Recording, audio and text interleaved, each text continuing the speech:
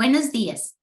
En nombre de la Benemérita Universidad Estatal a Distancia y en su 45 aniversario, les doy la más cordial bienvenida a la conferencia Los procesos de calidad y gestión editorial en revistas científicas, actividad organizada por el Centro de Investigaciones en Educación, CINED, y la revista Innovaciones Educativas de la Escuela de Ciencias de la Educación. Saludamos a nuestro invitado especial, el señor Ignacio Aguadet Gómez, quien se conecta desde España, a la señora Jensi Campos, directora de la revista Innovaciones Educativas, y a todas las personas que nos siguen por medio de la transmisión y que nos acompañan de Costa Rica, México, Bolivia, España, Venezuela, Chile, Perú, Cuba, Colombia, Argentina, Uruguay, Puerto Rico, Nicaragua, El Salvador, Ecuador, Brasil, Guatemala y Estados Unidos. El objetivo de esta actividad es reflexionar acerca de los procesos de calidad que deben seguir las revistas científicas para el aseguramiento de una gestión editorial exitosa. Les comentamos que para el primer bloque de preguntas serán escritas por medio del chat de la plataforma y para el segundo bloque se dará el espacio a 2 preguntas o 3 del público para que las hagan de manera oral activando el audio y la cámara. Seguidamente, las palabras de la señora Jensi Campos Céspedes, directora de la revista Innovaciones Educativas. Muchas gracias. Muy buenos días a todas y a todos. Primero que nada, agradecerles muchísimo que hayan decidido compartir este espacio hoy con nosotros para aprender un poco más de lo que es la calidad en las revistas científicas. El Centro de Investigaciones en Educación, como parte de sus funciones, tiene no solo crear conocimiento, gestionar procesos de generación de conocimiento, sino también desarrollar procesos que nos permitan transferir ese conocimiento a través de la divulgación científica, de la socialización de la ciencia. Y para ello recurrimos a diferentes estrategias. Una de esas es la publicación científica a través de nuestra revista, la revista Innovaciones Educativas. Y esta revista, al igual que las otras revistas que tienen las universidades públicas en nuestro país y en todo Iberoamérica, parte de los retos que debe cumplir, que debe afrontar, tiene que ver con esos niveles de calidad, esas exigencias que en el contexto actual se incrementan cada vez más. Y entonces parte del trabajo que nosotros realizamos como editores de revista tiene que ver con esas formas, esas nuevas estrategias que nos permitan afrontar los retos que supone publicar en un medio de difusión científica con altos niveles de rigurosidad y de calidad. Bienvenidos a todas y a todas de nuevo y esperamos que hoy podamos aprender muchísimo. Muchísimas gracias al doctor Ignacio Aguadet por aceptar nuestra invitación, por compartir sus conocimientos en su amplia trayectoria como editor y como científico también. Muchísimas gracias a todos y esperamos que sea de mucho provecho esta mañana. Muchas gracias a la señora Jensi Campos. Y a continuación, la conferencia principal, Procesos de calidad y gestión editorial en revistas científicas, a cargo del doctor Ignacio Aguadet Gómez. Él es catedrático de la Universidad de Educación en Medios de Comunicación y Tecnologías Aplicadas a la Educación en la Universidad de Huelva, doctor en psicopedagogía, maestro y licenciado en Ciencias de la Educación y en Filología Hispánica. Es presidente fundador del Grupo Comunicar, colectivo veterano en España en Media Literacy y editor jefe de la revista científica iberoamericana de comunicación y educación Comunicar. Es además asesor científico de múltiples revistas, miembro de consejos editoriales de varias revistas, entre ellas Innovaciones Educativas. Es actualmente director del grupo de investigación Ágora dentro del Plan Andaluz de Investigación. Es el director del Máster Internacional de Comunicación y Educación Audiovisual desde el 2009 y es el conferencista principal de esta serie de actividades de la revista Innovaciones Educativas. Así que sin más preámbulo, el doctor Aguadet Gómez. Gracias, Nancy. Gracias a todos, a todas los que me escucháis, no solamente de Costa Rica, sino de todos los países de Latinoamérica, que son muchos los que estáis presentes. Quisiera agradecer en primer lugar a la revista Innovaciones Educativas, a su editora Jensi Campos, al CINET, al Centro de Investigación en Educación, y también a la Universidad a Distancia esta invitación. Para mí es un placer compartir con todos, con todas este momento de reflexión. Más que una conferencia, va a ser una reflexión en voz alta sobre los criterios de calidad de una revista científica en este momento tan crucial como planteaba la doctora Jensi Campos, donde la investigación se ha convertido en uno de los parámetros fundamentales de las universidades para, de alguna forma, estar presente en el mundo. Una universidad que no investiga es más bien un centro docente, un centro secundario, por decirlo de alguna forma, pero no es una universidad, porque una universidad tiene en sus genes no solamente la transmisión del conocimiento, sino también la investigación científica. Y la investigación científica hoy día se publica, o sea, se difunde a través de las revistas científicas, los libros, los congresos, las comunicaciones, las patentes. Son los diferentes procedimientos que los científicos hemos puesto en marcha para, de alguna forma, transferir a la sociedad todo aquello que de alguna forma estudiamos. Y no hay que olvidar que la investigación finalmente lo que pretende es mejorar a la sociedad. No hay investigación válida que de alguna forma no ofrezca alguna alternativa, alguna solución a un problema que existe. La investigación siempre surge con un problema, y justamente lo que pretende es la solución de ese problema, de las múltiples formas que se puede plantear la solución de un problema. Y eso da igual que sea en física, en química, en matemática, en educación, en comunicación, en cualquier área. Siempre la búsqueda de la solución de un problema es justamente lo que nos define a los investigadores. Y por tanto, en primer lugar, mi primer llamado que quiero hacer en esta charla es invitar a todos los profesores universitarios a que consideren la investigación como una parte sustantiva. Yo entiendo que las condiciones laborales no son las mismas en todos los sitios. Por fortuna conozco muy bien Latinoamérica, casi todos los países, y sé que en muchos casos estamos sometidos a unas condiciones laborales muy penosas, de muchísimas horas de docencia, de clases, que nos impiden tener algo de tiempo para investigar, porque obviamente la investigación, el primer requisito que exige es el tiempo, tener tiempo para poderse a pensar cuáles son los problemas en el campo científico en que uno se mueve y cómo poder abordarlos de una forma sistemática, rigurosa, planificada, estratégica, que nos permita de alguna forma ofrecer soluciones a ese problema.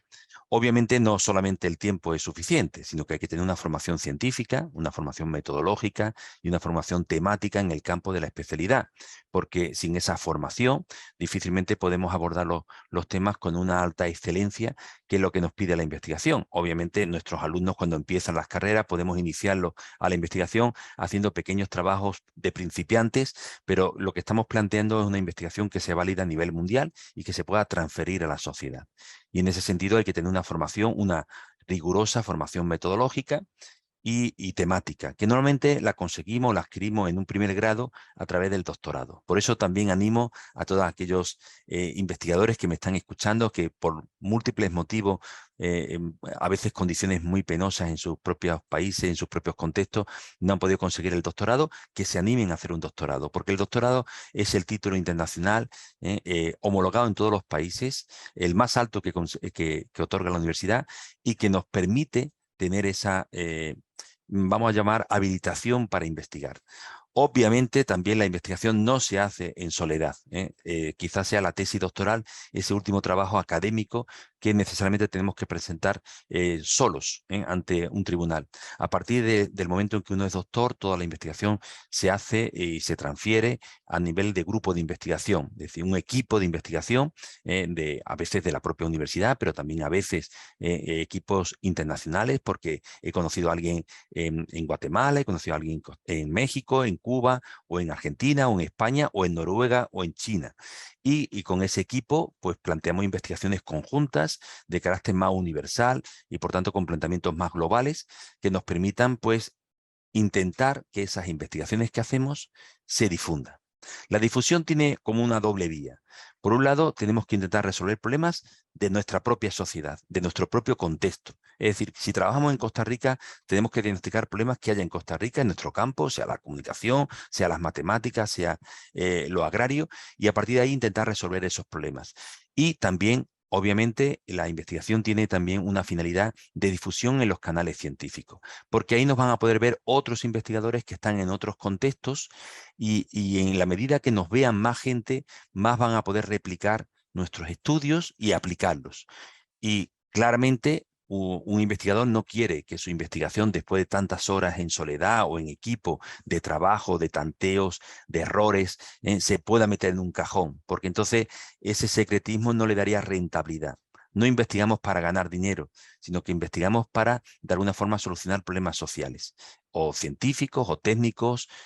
Piensen, por ejemplo, en las vacunas. Gracias a las vacunas hemos ido poco a poco normalizando nuestra vida después de 2 años terribles, con miles, millones de muertos en todo el mundo, y gracias a ese producto que ha generado la ciencia y por tanto la universidad, los investigadores, pues el mundo ha podido de nuevo volver a normalizarse. Ahí tenemos un claro ejemplo de cómo los investigadores estamos para resolver problemas reales que tiene la gente. Bien, en este contexto surge la revista científica. Las revistas existen desde hace muchos años. Hay revistas desde el siglo XVIII, existían ya revistas, papeles, que de alguna forma reflejaban las investigaciones que hacían los investigadores. Pero yo creo que el cambio sustantivo de la revista se produce a partir del siglo XXI, de los primeros años del siglo XXI, al compás del desarrollo de Internet. Internet ha revolucionado muchos campos de nuestra vida, en nuestros tiempos de ocio, nuestra manera de relacionarnos. De hecho, esta misma conferencia hoy es posible porque gracias a Internet, que nos permite una conexión de banda ancha, que nos permite estar gente de diferentes países, cada uno en su casa o en su puesto de trabajo, y conectarnos y poder comunicarnos e interaccionar incluso. Bien, pues Internet justamente es la herramienta que ha permitido que las revistas científicas hayan evolucionado de forma agigantada frente a otras maneras clásicas de comunicación de la ciencia, como eran las comunicaciones en congreso, en libros de actas, los famosos proceedings, o también los libros y capítulos de libros. Fíjense, si yo en España edito un libro mañana, y además me gusta publicar libros y lo hago con cierta frecuencia además, mi libro difícilmente puede llegar a otros países porque los costos de correo son muy altos, porque los envíos son lentos, porque incluso se pierden.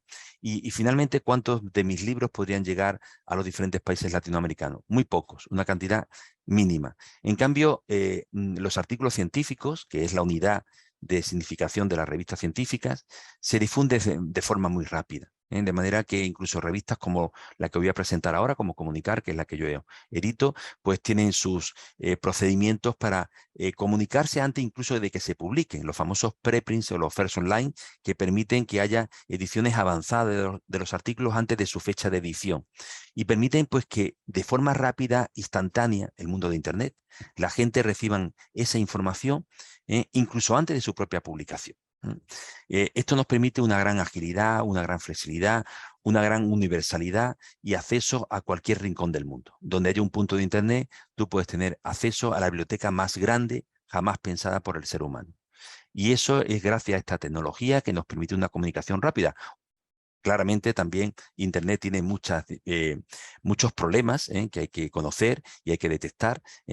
Por ello hablamos de la alfabetización digital o mediática, para conocer los filtros que tenemos que poner en marcha para que esa información acumulada de forma aparatosa no nos apisotee y de alguna forma seamos capaces de seleccionar aquella información valiosa. En el mundo de la revista científica, por ejemplo, hay unas 8.000 revistas que los editores clasificamos como predators.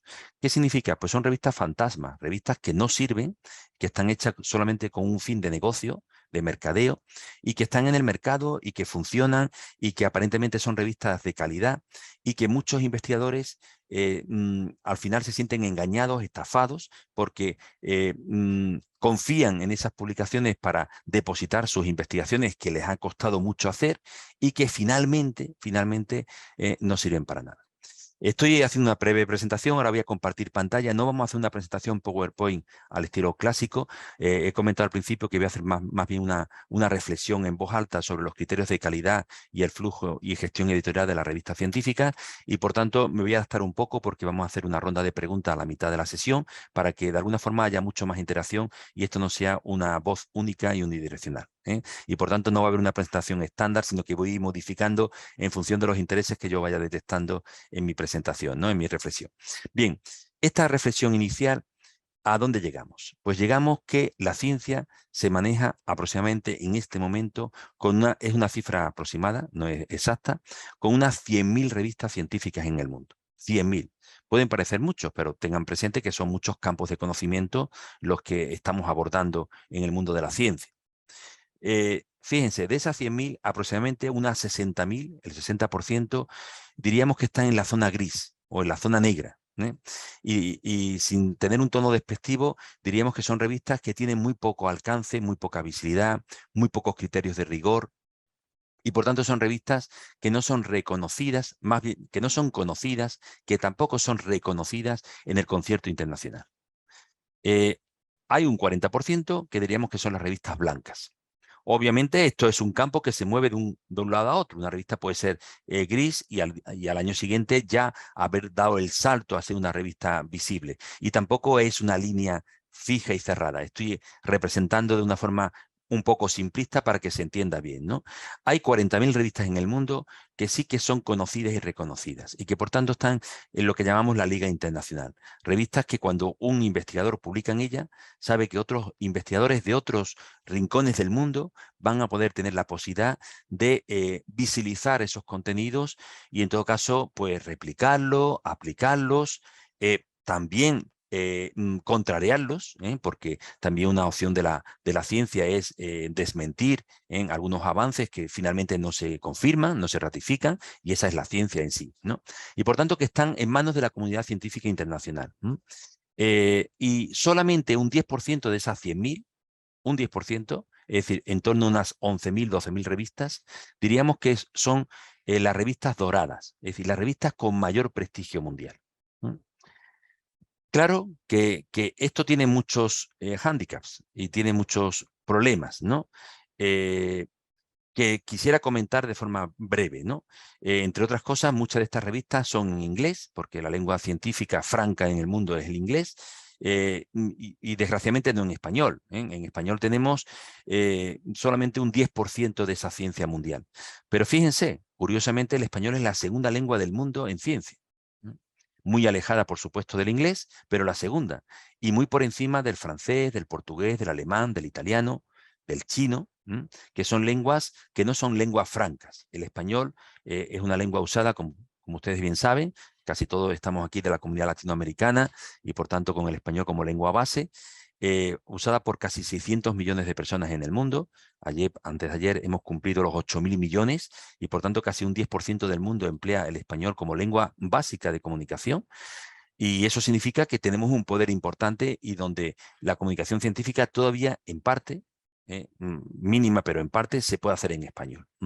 Pero tenemos que ser conscientes que la lengua básica de la comunicación científica es el inglés. Y ese gran conjunto de revistas científicas que comentábamos, gran parte están en inglés, pero no todas, ¿no? Yo ahora quisiera compartir para que vieran. Bueno, he cogido Costa Rica por ser el país que nos acoge. Sé que hay gente de otras partes del mundo. Mira, y quisiera en primer lugar, he puesto los países que más ciencia producen del mundo.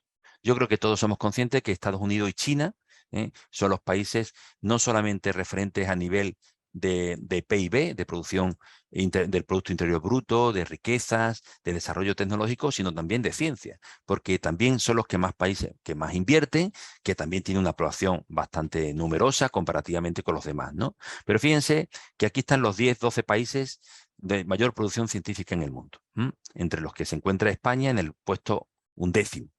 Esto va variando. Aquí hemos hecho la producción del 96 al 2021. Podríamos poner la producción del 21, es decir, del último año. Y fíjense qué curioso como ya China ha desbancado a Estados Unidos en producción científica. Por tanto, los chinos en este momento son los que más producción científica, traducida a artículos científicos y a proceedings de congresos indexados, los que mayor producción científica producen. Miren, para encontrar a Costa Rica, nos tenemos que ir al puesto casi 100, al puesto 94. Y estamos al lado de países, por ejemplo, Yemen es un país que está en guerra, como ustedes saben, Palestina también está en guerra, Venezuela es un país con muy pocos recursos en este momento, desgraciadamente, Zimbabue, Malta, una isla pequeñita del Mediterráneo, Malawi, que casi muchos no sabemos ni dónde está, Armenia, Macedonia. Fíjense, este es el contexto dónde se sitúa Costa Rica. Obviamente, Costa Rica no es un país excesivamente grande, pero su producción científica, vamos a recoger más que la producción de 2021, si me permiten, vamos a hacer el acumulado, que nos permite tener una visión más global, ¿vale? El acumulado recoge mucho más años y, por tanto, desde el punto de vista de ciencia, nos da una visión más completa, ¿no? Vamos a coger el acumulado 96-2021, volvemos a poner Costa Rica y nos vamos al puesto 96. No, perdón, esto sigue estando... A ver, tengo que refrescar. No sé por qué ahora no nos permite coger el acumulado. A ver, de nuevo. No. Bueno, parece que nos da problema la plataforma. En todo caso, Costa Rica está casi igual en el acumulado que en el año 21. Prácticamente está en el puesto 99 en el acumulado, ¿eh? Y los países que están alrededor son los mismos, ¿no? La producción es muy escasa, en cuanto que solamente hay 1.700 documentos publicados por costarricenses, por universidades de Costa Rica, en ese concierto internacional, a una gran distancia de lo que, por ejemplo, produce España, que son 122.000 documentos en un año, o los 860.000 que ha producido China. Por tanto, podemos decir que Costa Rica, como casi todos los países latinoamericanos, su nivel de visibilidad internacional en edición de documentos del país, en cualquier revista científica clasificada, es muy bajo. Vamos a decir así. Es decir, hemos estado moviéndonos mucho en el espacio local. Entonces yo hago aquí un llamado de que la ciencia no tiene fronteras, ni siquiera la frontera de la comunidad latinoamericana, que es muy amplia. La ciencia es mundial y, por tanto, si tenemos buenos documentos, tenemos que proyectarlo al mundo. Y el mundo no es solamente Latinoamérica, sino que tenemos que ampliar nuestros horizontes y que nuestra ciencia se haga visible, porque es la única forma de que nuestra investigación se proyecte al mundo completo y no a una región o a un país.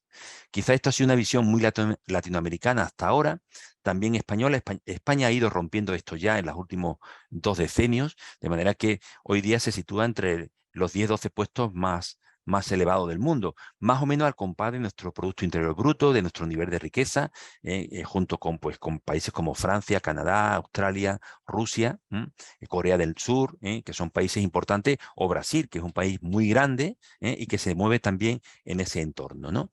Entonces, en este sentido, aquí no estamos hablando de revista propiamente, sino de producción científica, es decir, de lo que nuestros investigadores de nuestros países son capaces de publicar a nivel mundial. Vamos a revistas, y en revistas tenemos, en el índice global, hay unas 27.000 revistas de todo el mundo, pero cuando ponemos Costa Rica, esas 27.000 se traducen en 7. De las 27.000, tenemos en Costa Rica 7 revistas de esas que son visibles a nivel mundial. Y casi todas, si os fijáis, están en el Q4 en rojo o en el Q3 en naranja. Es decir, ni siquiera ninguna pisa el Q1, que sería, por decir así, las revistas de ese 10%, 20% que yo comentaba al principio como revistas doradas, ¿no? ¿Esto qué nos está indicando? Pues que tenemos un amplio margen de crecimiento y de proyección internacional, y que tenemos que hacer un proceso de mejora de nuestras revistas en sus procesos de calidad, justamente de eso vamos a hablar ahora, para que nuestras revistas puedan proyectarse al mundo. Puedan ser conocidas, puedan ser reconocidas, y nuestra investigación, la que publiquemos en nuestro país, o aquellos investigadores externos que publiquen en nuestros países, pues puedan de alguna forma compensar ese gran esfuerzo que supone la investigación en nuestras vidas, ¿no? Porque todos los que hacemos investigación sabemos que tenemos que trabajar mucho, tantear mucho, para llegar a unas conclusiones que sean valiosas y que sean reconocibles, ¿no? Porque la investigación siempre tiene como parámetros que tiene que ser algo inédito, novedoso, que tiene que ser relevante, es decir, que aporte algo importante, y que tiene que ser transferible. No hay investigación teórica en un sentido puro. Es verdad que hay ciencias como la filosofía o la teología que tienen mucho más a la elucubración, pero en todo caso todas tienen que tener un índice de transferibilidad, es decir, de que realmente aporte al sistema social, de alguna manera, algún aporte que permita que realmente tenga valor lo que uno investiga, que le dé sentido y que le dé también razón. Bien, estas son las revistas que tenemos en Costa Rica en este momento, en estos índices internacionales. Obviamente, si nos vamos al 10%, no entraría ninguna, porque ninguna está en el cuartil primero, y esto pues indica que nuestras revistas todavía tienen amplio margen de desarrollo. Claramente, si hay gente de Costa Rica, podríamos decir que hay muchas más revistas en Costa Rica. Bueno, pues esas revistas que tenemos en Costa Rica, entre otras innovaciones educativas, pues tienen todavía la posibilidad de crecimiento para poderse situar dentro de este concierto internacional que nos permite estar en las revistas de mayor prestigio. Bien, pues vamos a pasar, porque dentro de 5 minutos vamos a hacer un corte para que hagáis preguntas. Vamos a pasar ya a la segunda parte, que sería mostraros una revista latinoamericana, en este momento Comunicar, que es una revista que sí que se ha colado en ese cuartil primero, tanto en los índices más reconocidos a nivel internacional. No solamente Scopus, sino también lo que se llama la web de la ciencia, la Web of Science, y el famoso Journal Citation Reports, que recoge ese 10% solo de revistas mejor indexadas y clasificadas a nivel mundial.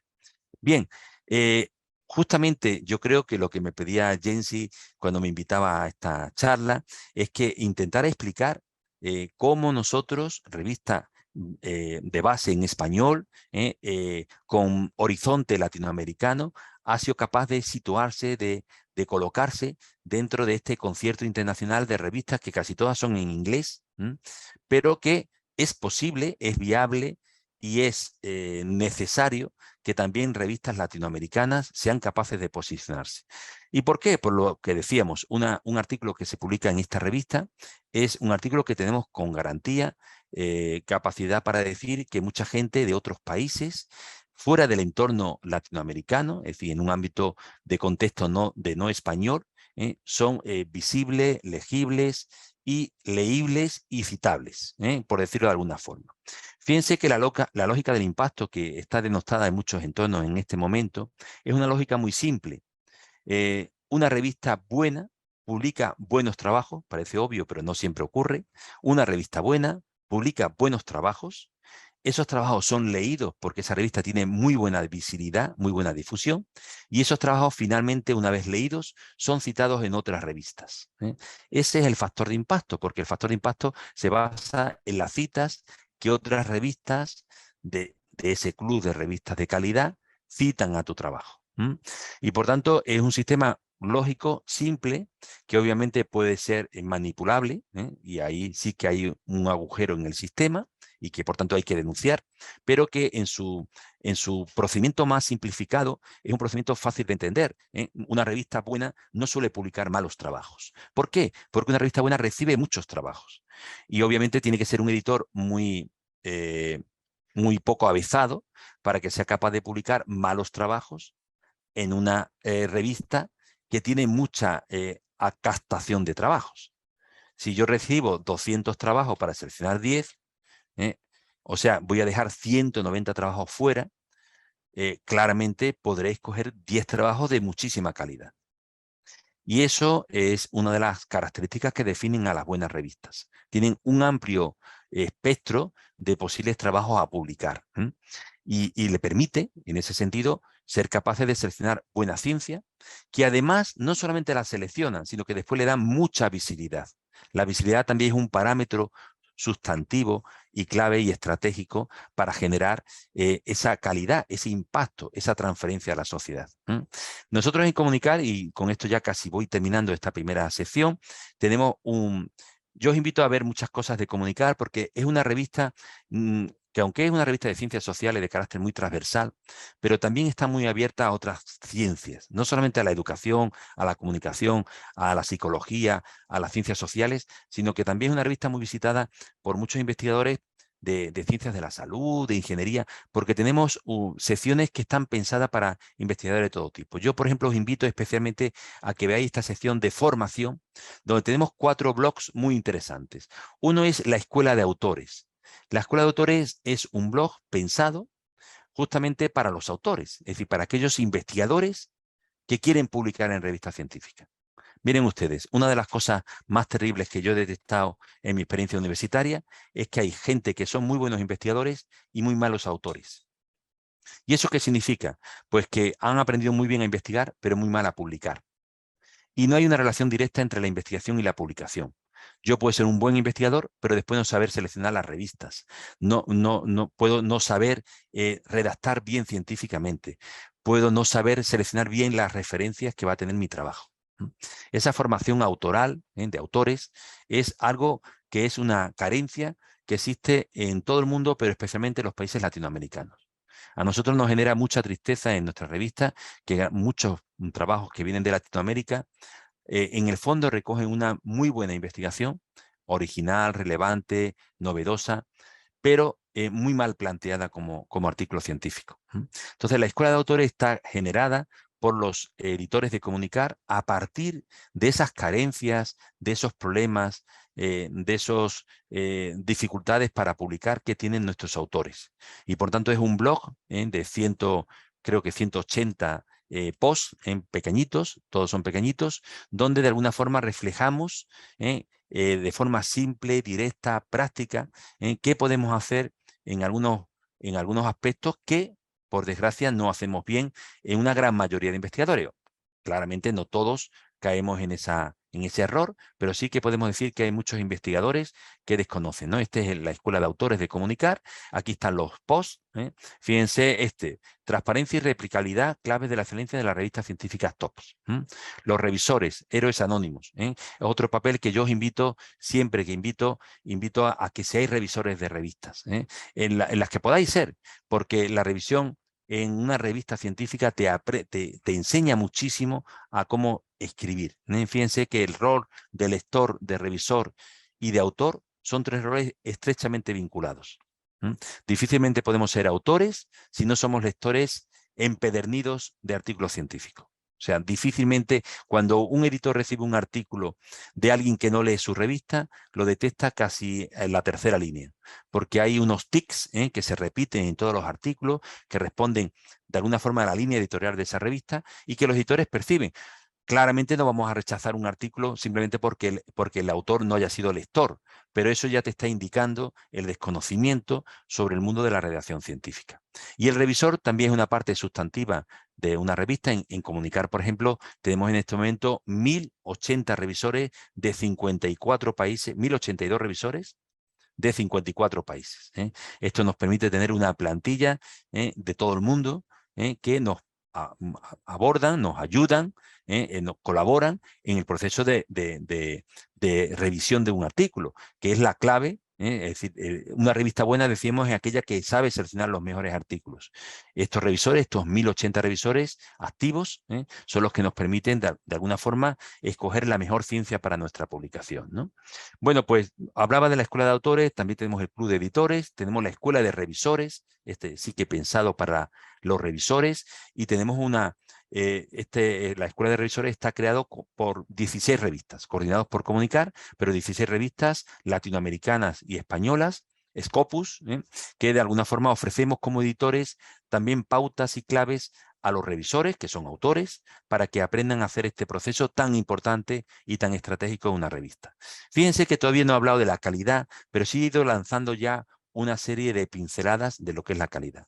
Vamos a hacer una pausa para que preguntéis y cuando volvamos, digo esto para que aquellos que quieran ir preparándose se vayan preparando, vamos a hablar de otro punto importante que son los criterios de calidad, que es un decálogo de los 10 puntos que debe cumplir una revista para que realmente sea conocida y reconocida. Es decir, tenga visibilidad internacional, tenga de alguna forma una comunidad científica amplia de respaldo que soporte y que proyecte la revista al mundo. Eso será el punto siguiente que hablaremos, los criterios de calidad, pero sí, tal como me habían recomendado los organizadores, podemos en este momento hacer una pausa para que aquellas preguntas que habéis ido poniendo en el chat podamos responder. Dejo de compartir pantalla en este momento para que podamos hacer un trato más directo. Sí pido que aquellos que vayan a intervenir, no sé, Nancy, si ellos hacen la pregunta o la haces tú directamente. Si la hacen ellos, sí que me gustaría que pudieran poner su cara para no verme a mí mismo, porque esto es, al final, verse a sí mismo es lo peor que puede ocurrir en una presentación. A mí me gusta ver a la gente, ¿no? Y esto quizá es para mí lo peor que llevo en estas sesiones online, ¿no? Que no pueda interaccionar de forma personal con la gente que están conmigo, ¿no? Pero en todo caso, bueno, está Nancy ahí. Si ella va a hacer la pregunta, no pasa nada, me dirijo directamente a ella. Y si el que ha hecho la pregunta puede hacerla, pues para mí mejor. Muchas gracias, doctora Aguadet, por esta primera parte de su conferencia. Y efectivamente vamos a abrir el espacio del primer bloque de las preguntas. Este primer bloque son las preguntas que tenemos por medio del chat de la plataforma. Entonces, si lo atiene a bien, yo se las voy a ir indicando. Y en el segundo bloque, sí les vamos a dar el espacio a las personas para que ellos le pregunten directamente. Entonces, bueno, acá tenemos una primera pregunta que dice así. ¿Qué opinión tienen de los indicadores no convencionales? Bien, el concepto de no convencional es un concepto ambiguo y complejo, ¿eh? Es igual que el concepto de la calidad. Son palabras que todo el mundo habla de ella, pero por tanto la desgastamos, le perdemos sus semas, sus valores semánticos, ¿eh? Entonces, indicadores no convencionales, normalmente, cuando hablamos de los criterios de calidad de una revista, nos referimos a aquellos que no están basados en el factor de impacto. Por ejemplo, la presencia de la revista en las redes sociales, ¿eh? Porque obviamente, aparte de tener impacto en la revista científica, una revista puede tener mayor presencia o no en redes sociales, tanto en redes sociales comunes como Twitter, como Facebook, como LinkedIn, pero también redes sociales científicas específicas para los investigadores, como ResearchGate, como Academia Edu, en repositorios científicos, en bases de datos, en hemerotecas selectivas. Es decir, es verdad que una revista puede tener una difusión en entornos mucho más allá de lo que es el club científico, que claramente es restrictivo. Yo creo que es muy importante que una revista tenga esa presencia, porque fijaros que yo decía antes que un investigador debe preocuparse de dos cosas. Por un lado, que sus colegas de todo el mundo, no de ninguna región, conozcan su investigación. Y por eso hay que publicar en las revistas que llegan a todos los colegas del mundo. Pero por otro lado, esa era la visión global del investigador, pero también hay una visión local del investigador, que es que lo que él hace tenga también transferibilidad en su contexto, en su país, en su región, en su ciudad. Y por eso ahí sí que tiene mucha importancia las redes sociales, porque son redes de mayor proximidad. Es verdad que las redes sociales se mueven también por el mundo, ¿no? Pero también está claro que influye de manera singular en las personas más cercanas, ¿no? Entonces yo creo en las altmetrics, en las altmétricas, que nos dan datos, porque hoy día ya la bibliometría nos ofrece mucha información, nos da datos de cómo se mueve una revista en Facebook, como, por ejemplo, Comunicar tiene un perfil en Wikipedia, y lo tiene en español, en inglés y en portugués. Es difícil tener un perfil en Wikipedia, porque Wikipedia pone muchas objeciones a que se creen perfiles, pero lo tenemos y está activo, y mucha gente nos encuentran por ahí. Bueno, pues estar presente en Wikipedia, están presentes en uno de los portales más importantes de ciencia en el mundo, ¿no? Y como Wikipedia, otras muchas referencias, como estar en COSIS, estar en, como decíamos antes, en Academia Edu, en ResearchGate. Yo creo que la presencia de una revista en todos los entornos que pueda estar, porque claro, las revistas que no tienen tampoco un lenguaje muy técnico, o sea, si yo hago una revista de matemática, será más difícil que pueda tener una difusión a la sociedad en general. Pero en cambio, si hago una revista donde hablo de las redes sociales y su repercusión en la sociedad, pues pueden ser temas que pueden interesar pues a otros profesionales e incluso a padres de familia, madres de familia. Entonces, en ese sentido, yo creo firmemente que una revista de calidad tiene que tener, por un lado, las métricas clásicas y las métricas alternativas. Muchas gracias. Por acá dice otra, ¿cómo lograr acceder a posiciones visibles por tema del idioma? Por ejemplo, en Scopus, el idioma inglés es clave, pero muchas revistas latinoamericanas no reciben en otro idioma que el materno. Bien, esa es una pregunta muy complicada, porque efectivamente, y además que toca un poco nuestros trastornos filosóficos, ¿no?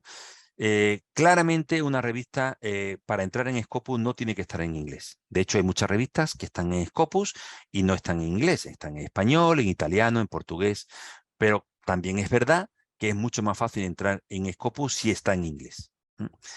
¿Cómo hacer para no pervertir que el español sea una lengua de difusión y de cultura? Aquellos que creemos firmemente que el español no puede relegarse a un papel terciario. Ya somos un papel secundario, pero no podemos ir al terciario, porque entonces dejaríamos que el inglés fuera la única lengua en exclusiva del mundo de la ciencia.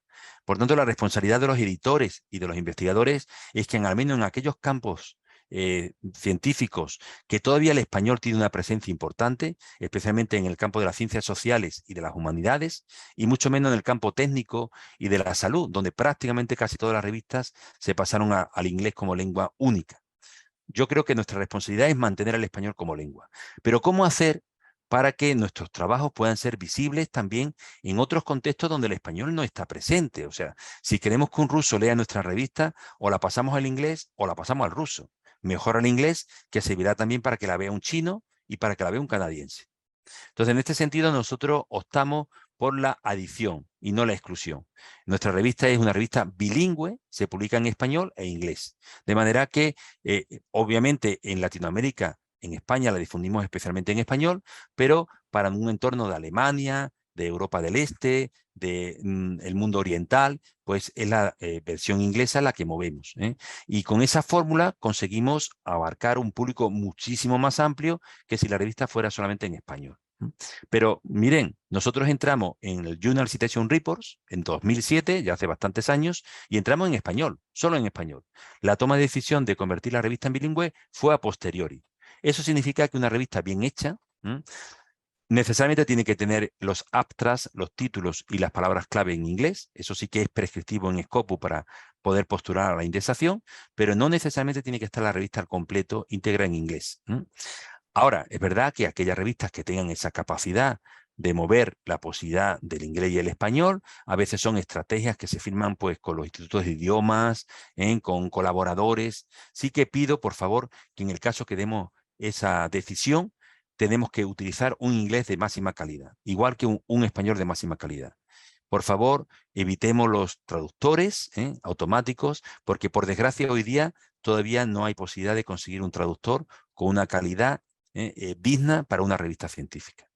Sí que empleamos traductores para muchas cosas, muchas conferencias las subtitulamos en inglés, y para eso, para una conversación espontánea y esporádica, pues puede valer una traducción automática, pero para una revista no acepten nunca un Astra con el translator de Google, porque realmente eso no da calidad, y finalmente si tenemos erratas, desvirtuamos toda la revista al completo. Así que es verdad que hay que tener recursos, yo lo sé. Yo siempre muchas veces digo en las universidades que para qué queremos tener tantas revistas con pocos recursos, mejor será tener pocas revistas con muchos recursos. Y es una toma de decisión complicada, pero está claro que cuando no hay recursos, no hay lectores, no hay visibilidad, el mejor planteamiento es decir, apoyemos donde podamos y no diversifiquemos recursos para que realmente nuestras revistas no salgan más allá de nuestras paredes. Yo creo que ese es un gran error. Sé que esta no es una decisión popular ni una decisión amigable para aquellos que tienen revistas que no tienen suficiente calidad o proyección. Y no es que la tengan en este momento, sino que la pueda tener. Es decir, una revista que no tenga un plan y que en un tiempo prudencial pueda superar y crecer, desde mi punto de vista es mucho mejor que dé el paso a otra revista. Es igual que ese corredor que sabe que nunca va a ganar la carrera y que siempre quiere correrla. Es preferible apoyar a alguien para que la gane. Muchas gracias. Y la última pregunta de este primer bloque, ¿qué opinión tiene de la revisión abierta de manuscritos? Creo que en la revista científica los editores tenemos que... Y como investigadores, igual que un investigador está constantemente tanteando en su laboratorio para ver cómo consigue tener éxito, es decir, fijaros que la ciencia se construye con tanteo, con error y con acierto, pero el acierto llega al final. Tenemos que tantear mucho. Piensen en las vacunas, como decíamos antes, cuántos tanteos se hicieron para llegar a esa pócima mágica que nos ha permitido la liberación universal, ¿no? Pues los investigadores que somos editores tenemos que tantear. Yo creo que es una de las claves del éxito. Antes también me preguntaban por las claves del éxito. Creo que los investigadores tenemos que tantear. Y la investigación en abierto es un tanteo. Está claro que hoy día la convención internacional va por el sistema de par ciego. Esto es, que el editor conoce al autor y al revisor, pero ni el revisor conoce al autor, ni el autor conoce al revisor. Ese es el sistema de par ciego. ¿Tiene errores? Sí. El sistema abierto también los tiene, y muchos, ¿no? Porque fíjense, en comunidades pequeñas, cuando el revisor es abierto y un trabajo se suspende, pues puede ser que el investigador que es suspendido, y desgraciadamente somos humanos, después pueda tomar alguna medida contraria contra el revisor que le revisó. Entonces, claro, si tenemos gente que revisan, que no cobran y que hacen una labor altruista, no pueden ser penalizados por esa labor. Entonces, la revisión abierta tiene esa dificultad. En comunidades amplias, como por ejemplo en Comunicar con 1080 revisores, sería posible y viable, porque es raro que el revisor que revisa conozca al autor y lo contrario. Entonces, la revisión abierta está más pensada en comunidades muy amplias, pero no tenemos una cultura de revisión abierta. Y, por tanto, implementarla tiene sus problemas. Nosotros, en Comunicar, los revisores son personas que tenemos máxima estima, que tenemos que cuidar y mimar, porque mantener 1080 revisores es muy complicado. De hecho, muchas revistas, incluso de calidad, tienen un gran déficit de revisores y tienen un gran problema en la revisión, porque no cuentan con gente que hagan las revisiones. Por eso consideramos que hay que cuidar mucho a los revisores y la revisión abierta es una amenaza para su identidad y, por tanto, puede tenerle consecuencias negativas. Y eso sí que los editores no podemos aceptar. Yo en ningún caso, alguna vez, algún autor me ha escrito, quiero conocer quién me ha revisado el trabajo, porque no estoy de acuerdo con las revisiones. Si yo alguna vez declarara quiénes han sido los revisores, sinceramente destruiría la revista. Y uno de sus principios éticos fundamentales, que es preservar el anonimato de la revisión, como una estrategia que, claro, que el editor conoce perfectamente quién es el revisor. Y si una revisión es mala, o es maleducada, o es irresponsable, el editor es el que no la manda al autor, porque tenemos que velar también por nuestros autores, que también son sagrados. Por lo tanto, autores y revisores son dos colectivos muy importantes en la comunidad científica de una revista que hay que mimar, que hay que cuidar, para que realmente siempre se sientan respaldados, apoyados, y la revisión abierta tiene todavía esa dificultad. Pero yo creo que hay que explorar en otros sistemas, porque a veces la revisión ciega también tiene dificultades. Muchas gracias a todas las personas que participaron en este primer bloque con sus preguntas. Y doctor, si lo tiene a bien, continuamos con la segunda parte de la conferencia. Perfecto, pues vamos a ello, compartimos de nuevo pantalla, volvemos a la página de Comunicar que nos está sirviendo como referencia. Hemos hablado un poco de la formación, de la escuela de autores en la que hemos entrado, de la escuela de revisores con todos los fíjense que cómo hacer un envío, la primera fase de una publicación, cómo responder a los requerimientos de los revisores, qué es la revisión científica y qué miran los revisores en una revista. Fíjense que se lo va a decir un revisor. Un editor que trabaja con los revisores. Bueno, pues son cositas muy cortitas que nos dan ideas de cómo podemos mejorar nuestra cultura científica de redacción, que ya decía antes que hay un déficit muy importante a nivel mundial. Bueno, pues como este blog, tenemos también el blog de la Escuela de Revisores, para aquellos que sean ya revisores, y si no, proponeros de revisores en revistas, y el Club de Editores, que está pensado para aquellos que sois editores. Y bueno, está también el blog de Comunicar, que es una forma de difusión de nuestros artículos en la línea de lo que decíamos antes, fuera de la comunidad científica restrictiva, sino llegar con los artículos a profesores, a padres, a profesionales de diferentes ámbitos, es decir, difundir la revista más allá del círculo cerrado de la ciencia, de los científicos, ¿no? Para eso tenemos nuestro blog de Comunicar. Bien, quería comentaros antes que ahora vamos a centrarnos en los criterios de calidad. Y esto es un decálogo que tenemos aquí, un decálogo con 10 principios que nosotros consideramos que son fundamentales para que una revista tenga calidad. Ese concepto que antes decíamos que es muy polisémico y que por tanto muy interpretable, y que va más allá del impacto. Fíjense, el primer punto es el impacto. Que decíamos que el impacto se mide por la presencia de mi revista en los conciertos internacionales. Y en ese concierto internacional tenemos por un lado los indexadores nacionales, el CONACYT en México, Colciencia en Colombia, en España tenemos FECIT, es decir, tenemos diferentes organismos nacionales. Pero la ciencia es internacional, no lo olvidemos. No podemos escribir para nuestro país, tenemos que escribir si tenemos un producto de calidad para el mundo. Esto es como, si lo traducimos en el lenguaje futbolístico, pues tenemos un jugador muy bueno y obviamente tiene que irse a jugar a un equipo internacional. Porque ahí es donde va a encontrar los pares para jugar en las ligas mundiales, ¿no? Entonces, el impacto es muy importante porque mide la presencia de las revistas en los indexadores internacionales y porque da prestigio. Cuando decimos mi revista es Scopus, eso ya da un cierto caché y prestigio. Pero si decimos además que mi revista es Q1, pues todavía aumenta mucho más la consideración porque indica que la revista no solamente está en la base de datos, sino que es de las mejores de esa base de datos. Mejores en cuanto que son más leídas, más citadas y donde todos los investigadores de prestigio del mundo quieren publicar en ella. O sea, una revista de prestigio es aquella en que los mejores investigadores, los que más prestigio, más fama, más consideración tienen, quieren publicar. Esto en el tema de las vacunas, volvemos al mismo tema, pues ha pasado. hay 4 o 5 revistas internacionales que en el tiempo de las vacunas eran las que publicaban los principales aciertos que después se traducían en los desarrollos a través de los productos farmacéuticos para generar las vacunas, ¿no?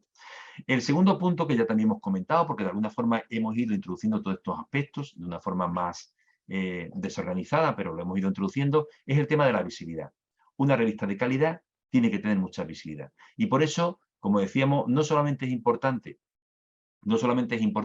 moverse en los círculos científicos, sino también moverse en todas las redes sociales, pero no solamente en las redes sociales, también en repositorios, en universidades, en llegar a los alumnos, tener muchos idiomas. Por ejemplo, Comunicar tiene 5 idiomas de referencia, 5 idiomas de referencia. O sea, cuando picamos aquí, vamos al texto en ruso, y bueno, veremos todo el texto en ruso, todo el texto en ruso. ¿Por qué? Porque tenemos una comunidad importante en Rusia o en China que sigue la revista. No es que la revista entera esté en chino o en ruso, no lo está, pero sí toda la interfaz, todos los títulos, todos los abstracts, todas las palabras clave de la revista. Y no es una traducción literal por translator. Ya he dicho que no recomiendo a ningún editor que emplee traductores automáticos. Esto tiene que ser traducido por investigadores de estos países que hagan la labor. Por supuesto, también en portugués, porque el portugués es una lengua hermana y, como todos sabemos, parte de la comunidad latinoamericana. Brasil es un país muy grande, con muchas revistas científicas, con mucha investigación y, por tanto, pues, obviamente, el portugués, el brasilero, tiene que estar presente también en nuestra revista. Y después es así que de forma bilingüe, español-inglés. Entonces, con esto quiero decir, es muy importante la visibilidad y el acceso, que haya muchas fórmulas de acceso. Por ejemplo, una revista es muy importante que tenga XML. ¿Por qué? Pues es un lenguaje feo, pero es un lenguaje que indexa muy bien con Google. Y claro, estar indexado en Google es estar en el motor de acceso a la información más importante del mundo. Y cuanto antes esté, mejor. Igual que tengamos acceso para el PUF, para dispositivos móviles, porque hoy casi todas las nuevas generaciones consultan, ya no en la computadora, en el laptop, sino en la tableta o en el celular. Y por eso es tan importante que nuestra web esté adaptada a dispositivos móviles, porque así hasta en la parada del bus va a estar la gente consultando nuestra revista. Y también pues que tenga canales de vídeo. Por ejemplo, no es nada complicado que una revista tenga un canal en Wikipedia, decíamos, un canal en YouTube. Aquí tenemos redes sociales, tenemos Facebook, Twitter, LinkedIn, Google Scholar, muy importante, Wikipedia, muy importante, YouTube, un canal en YouTube, que nos puede dar mucha visibilidad. Los canales de YouTube nos permiten tener un montón de información en formato audiovisual. Nosotros, en nuestro caso, cada artículo tiene un vídeo y una infografía. De forma que con este vídeo se puede difundir en esos entornos más abiertos. El investigador obviamente va siempre al artículo científico impreso, que es lo que le interesa. Pero si queremos llegar a otros sectores, como decíamos antes, a través de las métricas alternativas, de las redes sociales, pues los vídeos, que son vídeos cortitos, de 1 minuto aproximadamente, pues nos dan una visión más completa, más divulgativa, más directa de los principales hallazgos del trabajo. Los vídeos siempre terminan con un QR, que permite a cualquier persona que lo esté viendo irse directamente al artículo, ¿no? Y bueno, pues nuestro canal está lleno de cientos y cientos de vídeos, no solamente de los artículos, también de la presentación de los monográficos por parte de los investigadores que participan en ellos. Entonces, bueno, al final un canal de YouTube es una forma sencilla, gratuita, que nos permite de alguna forma tener esa doble difusión, visibilidad, que decíamos que es un parámetro fundamental de una revista. Por tanto, el acceso y la visibilidad es un parámetro estratégico. Algo muy serio, muy importante, la puntualidad. Y digo esto porque en Latinoamérica, también en España, como latinos que somos bastante laxos en los tiempos. Una revista tiene que ser muy puntual. Y cuando digo muy puntual, no solamente me refiero a la fecha de salida de la revista, sino también a todos los procesos que están implicados en la edición, en todos, desde los tiempos que tardamos en revisar. O sea, por ejemplo, en Comunicar, una de las cosas más importantes que tenemos es nuestro código ético. ¿Y el código ético qué es? Pues el código ético son los compromisos de los editores, de los revisores y de los autores. Porque el cuarto rol, el lector, ese no tiene ningún compromiso directo, un rol pasivo.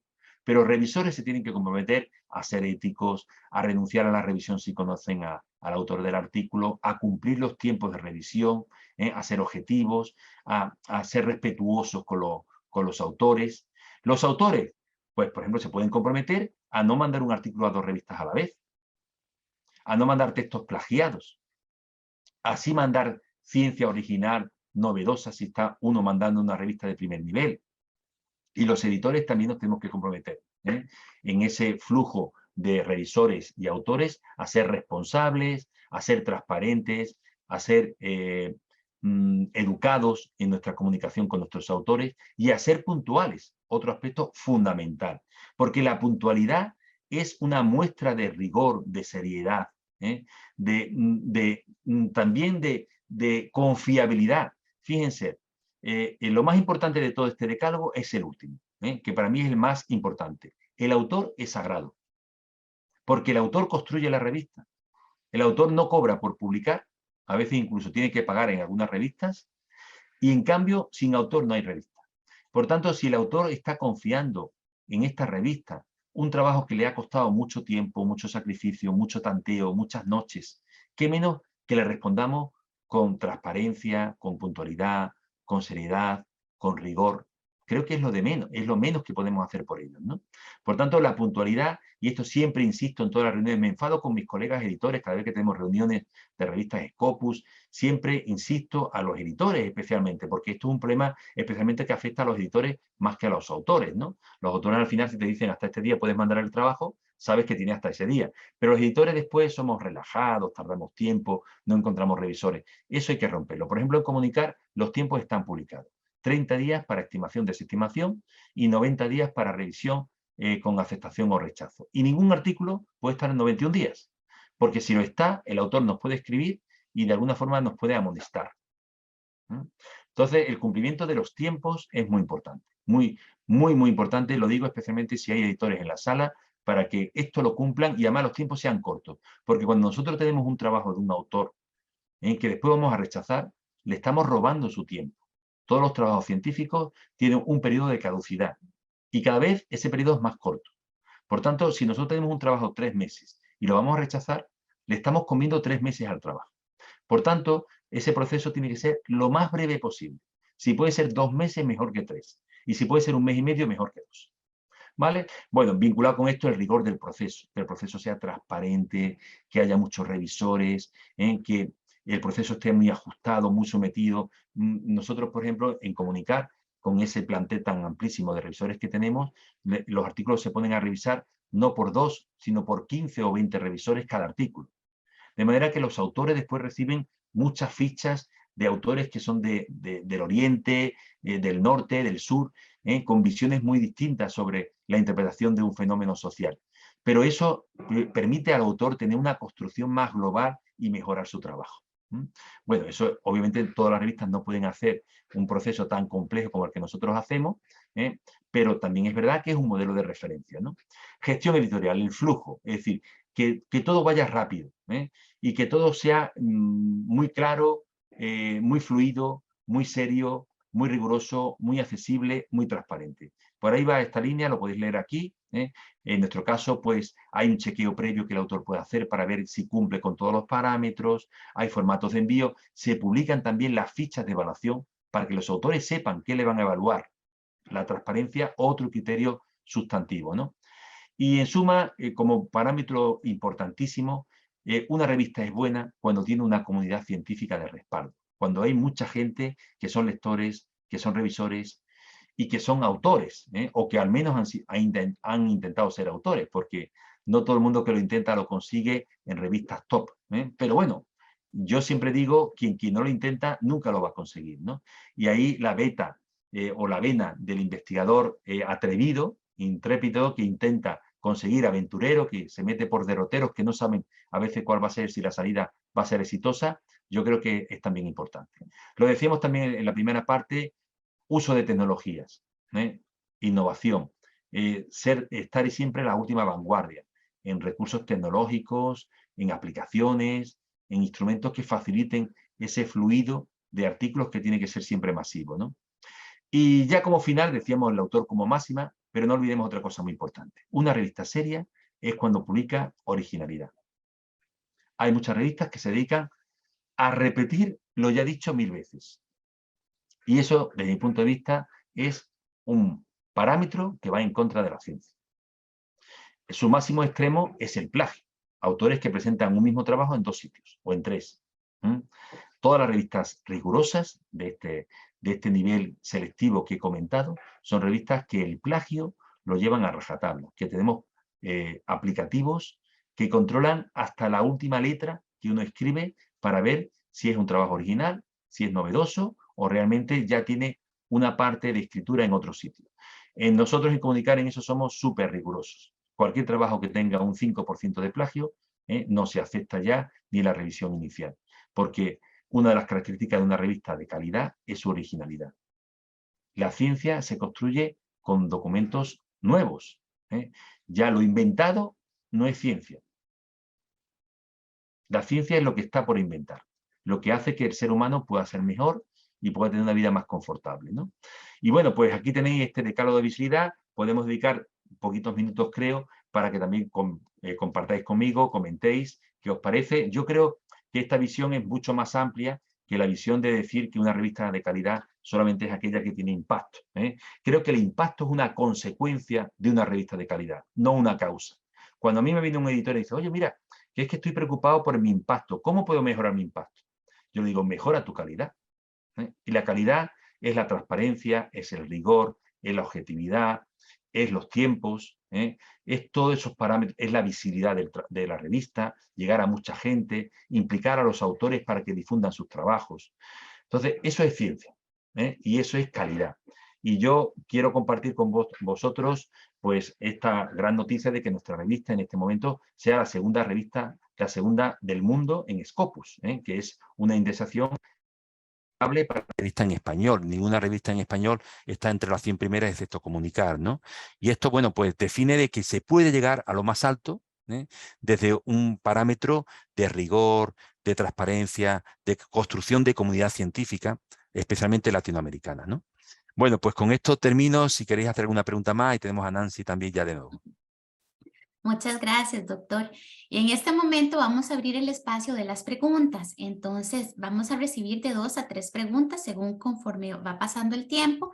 Así que agradecemos a las personas interesadas levantar su manita por medio del emoticon y cuando se les dé la palabra pueden abrir la cámara. Así que aquí ya tenemos la primera, el señor Alexis Segura, adelante. Perdón, nada más en orden, doña Paula Zárate. Sí, si podéis la cámara, me gustaría veros la cara para poderos hablar directamente a la cara. ¿Paula? Bueno, pues parece que Pablo tiene problemas. Alexis, ¿tú puedes poner? Disculpe, doctor, ¿estaba yo antes? Bueno, soy Paula Enríquez. Sí, no sé si era la persona que yo tenía que... Pongo mi cámara. Pues buenos días, doctor. Muy interesante su ponencia. Mi pregunta va más relacionada con el proceso, ¿no? Cada revista tiene una historia, ¿no? Un origen. Y entonces a mí me gustaría saber cómo ustedes... Muchas felicidades por estos logros que han tenido, ¿no? Que ahorita están en Q1 y bueno, es como revista en español, bueno, pues es muy importante. Pero yo quisiera que nos comentara un poco sobre este proceso que ustedes han tenido y más que en Latinoamérica, algunas revistas tenemos problemas con el financiamiento, ¿no? El factor económico y también de personal. A veces limita mucho estas acciones. Entonces, quisiera que nos comentara un poco cómo ha sido este proceso, este gran logro que ustedes han tenido, la parte económica y la parte de personal. Y como bien dice, a veces la parte de los revisores se complica mucho porque muchos autores queremos publicar, pero no queremos ser lectores, no queremos revisar. Entonces, quisiéramos conocer, bueno, su experiencia. Muchísimas gracias. Bueno, Paula se nota que es editora y se nota que conoce perfectamente los grandes problemas que tenemos las revistas en español, porque fíjense, muchas de las revistas que competimos en inglés son revistas profesionales, que la respaldan multinacionales con mucho personal, con muchos recursos y que cobran las famosas APCs, los cargos por artículos, muy elevados a veces, que impiden incluso también que la comunidad latinoamericana puedan publicar y acceder a ese tipo de revistas. Nosotros, en cambio, la cultura latina es tener revistas en abierto, como Comunicar, Open Access, que no cobran a los autores, que no cobran a los lectores, y por tanto viene el problema de si no cobras a uno y no cobras a otro, ¿de qué te alimentas? ¿De qué te alimentas? Ese es un problema no solucionado. En todo caso, yo creo que tenemos que convencernos que la ciencia pasa en gran parte por una comunidad científica que considera que la edición es una parte sustantiva de su trabajo, que no es lucrativa y que se hace como fomento de la ciencia. Es decir, en nuestro caso somos un grupo no muy amplio, con muy poco apoyo, con cero apoyo público, no hay ninguna universidad de respaldo detrás, somos una asociación de profesores, y aún así puede salir esto adelante, Paula. O sea, yo no sé si es un milagro o no, pero sí creo que lo fundamental es la estrategia, la planificación, el uso de tecnología, lo que decíamos antes como recursos fundamentales. Se puede hacer una revista de calidad con pocos recursos. Obviamente hay que tener mucha planificación, mucha visión de futuro, mucha perspectiva para conseguirlo, pero es posible y es viable. Entonces yo aquí os quiero animar de que no penséis que los recursos económicos ni el tener mucho personal son elementos sustantivos. Más bien la planificación, la estrategia y también la formación. Creo que también hay un gran déficit, decíamos antes, de formación de autores, pero también hay un gran déficit de formación de editores. Los editores, en muchos casos, yo me aterro cuando veo las visiones que tienen de cómo hacer las cosas. Nuestra experiencia, nosotros hemos cumplido ahora en octubre 30 años de Comunicar, es decir, es una revista ya con 75 números, 2.000 autores únicos, una cifra realmente sorpresiva, ¿no? Pero también es verdad que hemos ido tanteando mucho para llegar a un modelo que es sostenible, pero que obviamente se basa en muy pocos recursos económicos y muy poco personal. Pero se puede hacer, con una comunidad amplia, con editores en muchos países, con apoyo internacional. Creo que se puede hacer sin contar con excesivos recursos económicos, que casi todo el mundo piensa que es lo más importante, y yo os garantizo que los recursos no garantizan la indexación ni la subida de la revista. Más bien es una muy buena planificación estratégica con una serie de hitos editoriales para conseguirlo. Así que, Paula, adelante, a ver si lo conseguimos, ¿vale? Gracias, y compromiso. Gracias, Y compromiso, doctor. por supuesto. Compromiso como fundamental. Muchas gracias. Le solicitamos, por favor, a las personas que van a hacer sus preguntas según el orden como levantaron la mano, el señor Alexis Segura y luego Liana Penavar. Estas son las que tenemos en ese orden. Después, si nos da más tiempo, podemos dar un poquito más de espacio, pero sí les pedimos que las preguntas sean muy puntuales y concisas por el factor tiempo. Muchas gracias. Así que adelante, señor Alexis Segura. Sí, buenos días, don Ignacio. Una consulta. Es que nosotros, bueno, no sé si usted ha escuchado el llamado efecto Mateo, ¿verdad? Que desarrolló un sociólogo estadounidense que se llama Robert Merton, y que básicamente él indicaba de que el mundo de la ciencia y en el mundo de las publicaciones, ciertos intelectuales se citaban entre ellos, ¿verdad? Para mantenerse, digamos, en los primeros planos, y que por una práctica, digamos, excluía a otros, ¿verdad? Y él le llamó efecto Mateo, ¿verdad? Y ha sido muy investigado, ¿verdad? Justamente en el mundo de la ciencia y las revistas. Entonces quería conocer, digamos, qué tanto conoce usted sobre ese tema y qué ha encontrado, porque en efecto yo pienso que en el tema de las revistas también existe ese efecto, ¿verdad? Que de entre científicos y entre académicos, ¿verdad? Que se protegen entre ellos, ¿verdad? Y entonces siempre aparecen en las primeras posiciones, y a las generaciones nuevas o no conocidos, incluso a las regiones en general, las excluyen. Y a mí me parece que eso incluso no es un tema solo académico, sino que también es hasta político. Y Perdón, señor Alexis, adelante. era que es muy interesante su pregunta, pero sí ocupamos, por favor, que las preguntas sean muy concisas y puntuales. Muchas gracias. Sí, ya yo le hice la pregunta al señor, lo que pasa es que en un minuto, ¿verdad? Pero básicamente era eso, don Ignacio, muchas gracias. La entendí perfectamente, Alexis. Bueno, mira, perfecto. Yo creo que los investigadores somos seres humanos, el ser humano hace trampa en muchas cosas, desgraciadamente no somos seres bondadosos al 100%, y los investigadores como seres humanos también algunos pueden hacer trampa, pero también es verdad que eso es un mínimo porcentaje. Es un mínimo porcentaje. Y además, cada vez más son detectados, porque hoy día tenemos una bibliometría avanzada que permite detectar en mapas conceptuales todas esas trampas, todas esas interacciones. Hace 15 años no era posible detectar esas trampas. Hoy día tú puedes detectar una tesis que se copió hace 50 años. Y eso antes no se podía conseguir, porque el mundo era opaco. Hoy día las tecnologías nos permiten la transparencia. Y hoy día cada vez más la bibliometría está más avanzada y permite detectar las fuentes de citación, los cruces de citas. Es decir, que mucha gente que ha hecho trampa en el pasado se van a descubrir ahora. Y por tanto van a perder. Hay ministros en Alemania que han perdido no solamente el ministerio, sino su doctorado, porque lo copiaron en los años 60. O sea, y esos delitos no tienen limitación de tiempo. O sea, no van a caducar. Entonces, sí que hay, Alexis, esas situaciones, las hay, no la vamos a ocultar, pero primero, son minoritarios y segundo, se van a detectar. Y por tanto, el que robe tiene que saber que algún día lo van a detectar. Y aquí el robo no queda en el pasado, sino que el robo está grabado en las lecturas y por tanto las máquinas lo pueden procesar. ¿Vale? Por tanto, todo lo que hacemos en una revista científica es visible ahora y dentro de 20 años. O sea, alguien podría decir, mire usted, Ignacio, usted copió, no me lo ha dicho nadie y espero que no me lo diga nadie, usted copió un trabajo que hizo en el 2020, en el 2000, de un trabajo mío de 1990. Si fuera verdad, a mí me gustaría que me lo dijeran. Espero que no, porque por lo menos no tengo conciencia de haberlo hecho. Pero quien lo hizo tendrá siempre ese remordimiento de que lo puedan captar, porque hoy las máquinas ven mucho más que hace unos años. El plagio y el autoplagio se detecta, pero fijaros, ahora trabajamos con plagio léxico, pero ya están las máquinas haciendo plagio semántico. O sea, ya vamos a captar las ideas copiadas. Con lo cual va a ser una auténtica revolución. Hasta ahora el plagio es solamente texto literal, pero vamos ya a la idea. Entonces, Alexis, me preocupa ese tema, pero no podemos convertirlo en el foco central. Es decir, las citas, el sistema funciona, cada vez hay más citas y cada vez hay más dificultad. Primero, porque cuanto más citas, menos se notan esos plagiadores.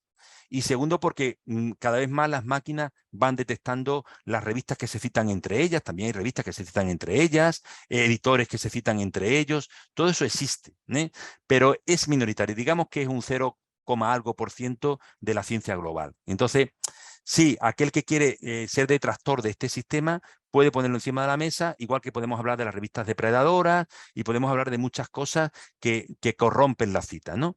Pero en principio el sistema es como decimos de la democracia. La democracia tiene fallos, pero hemos visto que aquellas alternativas a la democracia son peores.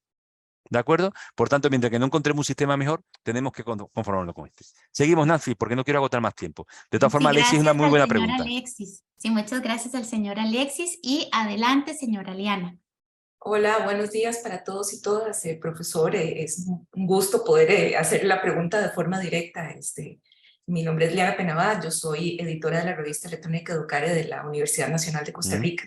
Entonces, lo hemos puesto antes, con Scopus, lo hemos puesto. Sí. Una curiosidad y una pregunta. Mi curiosidad es un poco relacionada con un par de preguntas que están en el chat sobre si nos puede contar un poco cómo es el equipo de comunicar, qué roles hay, de qué tareas se ocupan en términos generales. Y la pregunta es sobre los metadatos, ¿dónde está? Así como nos mostró ahora este decálogo, ¿dónde están sus no negociables en el cuidado de los metadatos? ¿A qué le apuntan más? ¿Qué es lo que más cuidan? Un poco, sobre todo pensando en esto que usted decía, cómo todos estos detalles que se cuidan a lo interno son los que después se van a ver reflejados en el impacto que tiene una revista, en las diferentes métricas o posicionamientos que se puedan encontrar. Y perdón, en el caso de ese equipo de trabajo también me gustaría que lo relacione un poco con el tema de la continuidad. ¿Qué tan clave es que el equipo sea sólido, continuo, o si por lo contrario más bien se nutre mucho de la rotación y del estar viendo nuevas perspectivas? Muchas gracias. Bueno, las preguntas de Liana son preguntas que nos llevarían muchísimo tiempo, muchísimo tiempo. Pero bueno, brevemente, mira, el equipo de comunicar está aquí. Editores, consejeros, revisores, autores y coeditores. Si nos vamos a autores, vamos a ver todos los autores que hemos tenido. Y nos va a decir un resumen de que tenemos 2.083 autores de 58 países. Estos son los que han publicado en Comunicar, todos estos países. Y aquí están clasificados por año. Quiero ver los autores de 2017 y están todos aquí con sus redes sociales. Su presencia en ResearchGate, en Publón, en Scopus, en Google Scholar, en ORCID, todo el 2017 fueron estos los autores. Podemos ver los revisores, que lo hemos visto antes ya, podemos ver los coeditores, que son nuestra expansión en el mundo, en una edición en inglés, otra en China, otra en portugués, otra latinoamericana y otra en ruso, y estos son nuestro equipo editorial de los diferentes países. Y también tenemos nuestros consejeros, que es nuestro equipo de apoyo, de respaldo. Todo esto son figuras honoríficas, nadie cobra nada, y ahí yo creo que los consejeros son 57 consejeros de 18 países. Y después están los editores. Está el editor jefe, los editores asociados, que son 6 o 7. Después tenemos los editores temáticos que van cambiando en cada número, los coeditores internacionales y el Consejo Técnico de Redacción y el Consejo de Redes Sociales. Este es nuestro staff. Ya os digo, este modelo es insostenible. Diana, te lo digo sinceramente. Es un modelo que no es resistible, que finalmente comunicar pasará a otro entorno. ¿Por qué? Porque es un modelo de altruismo, de voluntarismo, de construcción permanente. Claro, la gente tiene que estar muy formada para hacer ese trabajo. Tengan presente que nosotros recibimos unos 250 a 300 manuscritos por número. Es decir, para publicar 10 artículos recibimos 300. Estamos hablando de una tasa de aceptación del 3% y de rechazo del 97%. Y aún así hay que responder a cada autor de forma educada, mandarle sus fichas para que mejoren sus trabajos. Y en todo caso, si nosotros no lo podemos aceptar, que vayan a otra revista. Entonces, por tanto, estamos hablando de un trabajo muy riguroso. Nosotros solamente contamos con 2 personas contratadas, una para toda la logística de envío, porque nuestra revista sigue siendo una revista en papel, y otra para todo lo que es la cuestión informática, que es estratégica y fundamental en una publicación científica. Bueno, con esos pocos recursos montamos una revista que supone mucho trabajo, pero es verdad que tenemos casi todo informatizado, todo gestionado con una plataforma, con una intranet, de forma que los coeditores pueden estar en diferentes sitios y pueden estar conectados revisando y chequeando toda la correspondencia, ¿no? Pero sí que te digo que es un modelo poco transferible y poco sostenible, y ese es un poco nuestra cruz, que a veces se puede morir de éxito, porque la medida que la revista crece, que se convierte en la segunda revista del mundo en Scopus, todavía llegan más manuscritos, no solamente del mundo latinoamericano, sino también de otros contextos, con lo cual el trabajo es ingente, ¿no? Pero bueno, hasta ahora hemos resistido, no sé cuánto tiempo más, pero también, como decíamos, se puede morir de éxito. Muchas gracias. Vamos a dar el espacio a 2 preguntas como máximo. Me dicen que las preguntas serían para el señor Cristian Saltos y doña Paula Zárate, que había tenido problemas con el micrófono. Así que adelante, señor Cristian Saltos. Buenos días, no sé si me pueden ver en el video, pero Sí, lo quería vemos. buenos días. Cristian Saltos desde Ecuador les saluda. Mi consulta es, mi estimado, en función de la experiencia que tiene la revista Comunicar, ¿cuál ha sido, en su experiencia, las estrategias y sistemas de preservación digital que ustedes han aplicado para la preservación a largo plazo de los contenidos?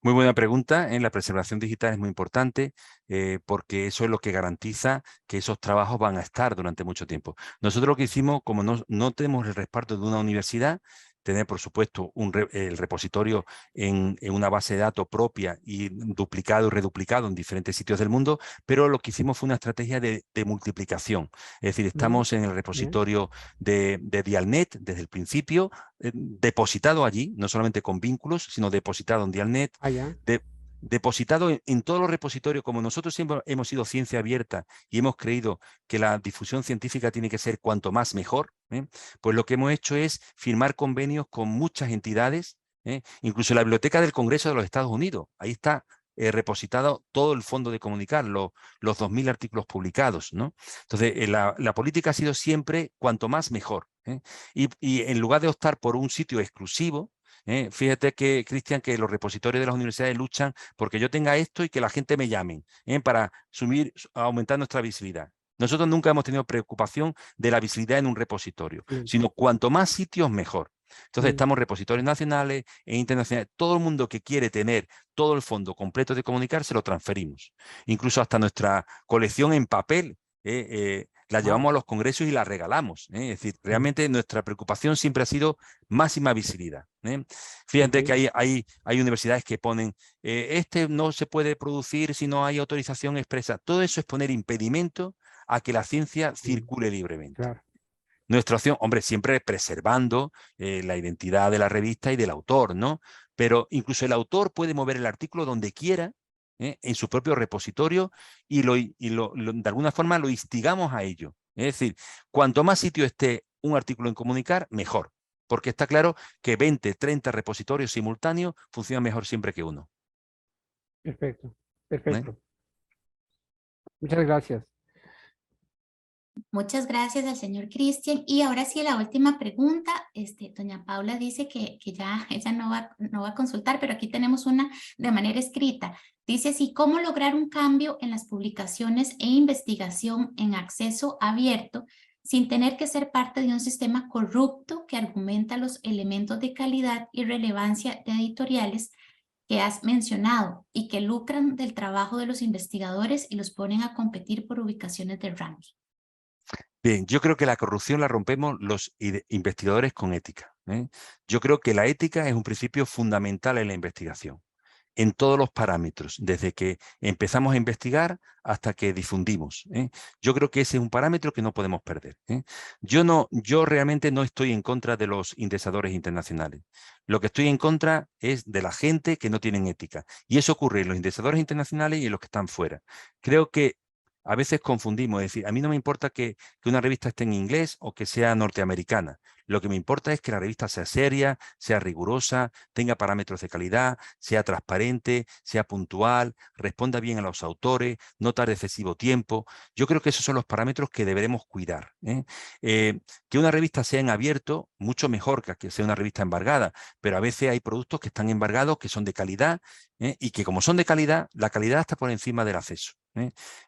Como investigadores a veces tenemos recursos propios de los proyectos que realizamos y a mí no me importa si la revista es de mucha calidad, publicar en una revista que hay que hacer un pago. No me preocupa porque sé que si una revista es de una entidad privada, eso tiene un coste. Obviamente no voy a permitir pagar un coste excesivo o que yo crea que supera con creces lo que son los costes y un pequeño beneficio editorial, ¿no? Yo no estoy en contra del pago no pago o en contra de las revistas internacionales. Creo que hay parámetros que tenemos que cuidar mucho más frente a la corrupción, la ética. La ética como investigadores, como grupo, como países, creo que es el parámetro fundamental que nos debe guiar y debe ser la luz de la investigación.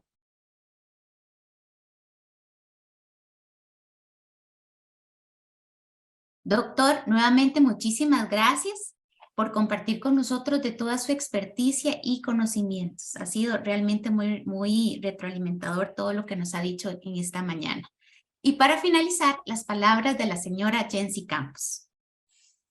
Bueno, nada más agradecer una vez más al doctor Ignacio Aguadet por este espacio, por compartir toda su experiencia. A todos los colegas y de Iberoamérica, muchísimas gracias también por aprovechar este espacio para aprender más. A los compañeros del Centro de Investigaciones en Educación también muchas gracias por todo el apoyo que nos dan para realizar todas las actividades. Sin más, que tengan una feliz tarde y ojalá que incorporemos todos muchos de los consejos y conocimientos que el doctor Aguadet nos dio. Muy buena tarde. De esta forma damos por finalizado el taller Procesos de Calidad y Gestión Editorial en Revistas Científicas, no sin antes invitarles a que nos acompañen a la conferencia Estrategias para la Publicación de Revistas de Alto Impacto a cargo del doctor Juan Fernando Muñoz el próximo miércoles 23 de noviembre a las 9:30 de la mañana por la misma modalidad de Zoom. Muchas gracias por acompañarnos y que tengan muy buen día.